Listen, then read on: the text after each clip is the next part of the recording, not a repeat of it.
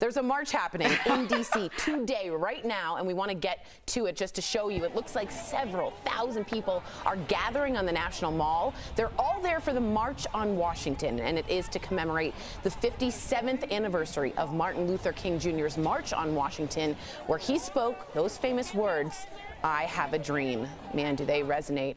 I hope many people are wearing masks and as much as they can and having social distance because we're still in the middle of a pandemic. Meantime, last night was the president's time to shine at the RNC. He accepted his party's nomination with a 70-minute speech on the South Lawn of the White House in front of a packed crowd of about 1,500 guests. Now, most were not wearing masks. And unsurprisingly, he took a ton of shots at Joe Biden. Let's take a look. We have spent the last 4 years reversing the damage Joe Biden inflicted over the last 47 years. Biden's record is a shameful roll call of the most catastrophic betrayals and blunders in our lifetime. He has spent his entire career on the wrong side of history. Biden responded on Twitter saying, "Remember, every example of violence Donald Trump decries, has happened on his watch, under his leadership, during his presidency." Jeff, what do you think of his speech last night? I listened to the whole thing. You know, I listened to both sides. I listened to Joe Biden's whole speech, and I listened to Donald Trump's whole speech. Listen, I don't want to get too deep in the weeds on this whole thing. There were some certain things that stood out for me. I mean, let's just address the elephant in the room with the masks. Everyone knows how I have been diligent wearing my mask. I'm trying not to spread this, not only for myself, but for my family. So right off the bat, I didn't like everyone not wearing masks and not be tested. If they were all tested, different story, but I didn't like that.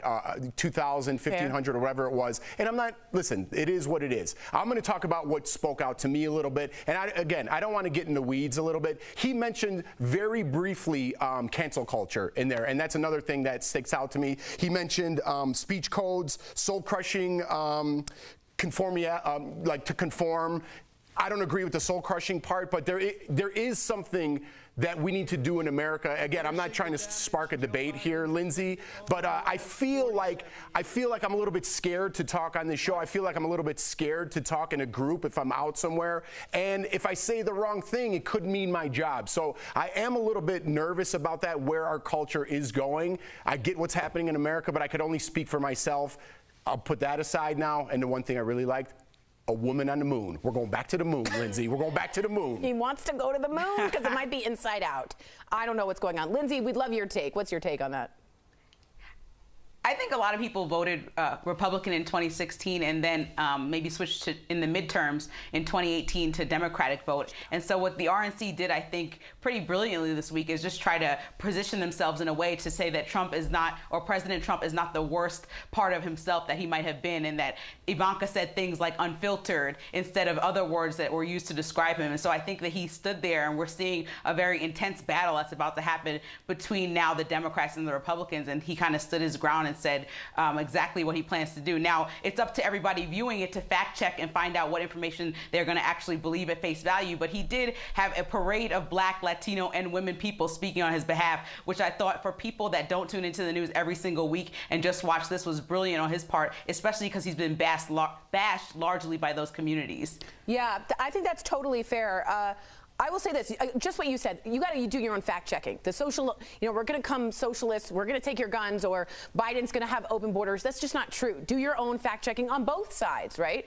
But the thing that just didn't pan for me was the idea of him being the savior of this America that's turbulent and violent and in a crossroads, when it's actually his America. He's had 4 years. He's in charge. So that didn't pan for me, but I'd love to hear from you guys and how you felt about the entire evening.